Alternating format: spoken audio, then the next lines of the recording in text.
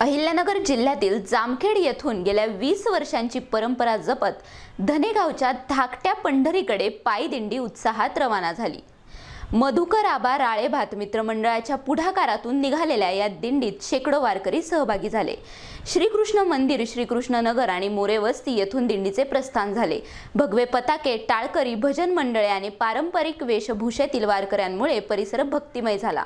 दिंडीने दौडाची वाडी येथे मुक्काम करून आषाढी एकादशीच्या दिवशी धनेगाव येथील धाकट्या पंढरीत दर्शनासाठी प्रस्थान केले। दर्शन आणि धार्मिक विधीनंतर दिंडीचा समारोप होणार असून त्यानंतर परतीचा प्रवास सुरू होणार आहे।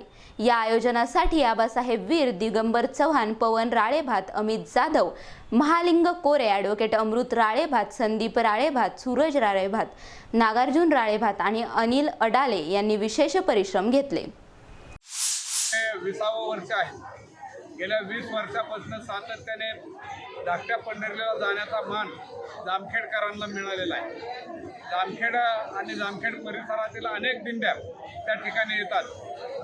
ज्यांना पंढरपुराला जाण्यासाठी वेळ मिळत नाही, ज्यांना 10-10, 15-15 दिवस चालता येत नाही, अशा लोकांसाठी आपण जामखेड ते धाकटी पंढरी असा हा प्रवास 2 दिवसाचा गेल्या 20 वर्षापासून सुरू केलेला आहे। खरं तर धाकट्या पंढरीला पांडुरंगाने सदैव त्या ठिकाणी दर्शन दिलेलं आहे।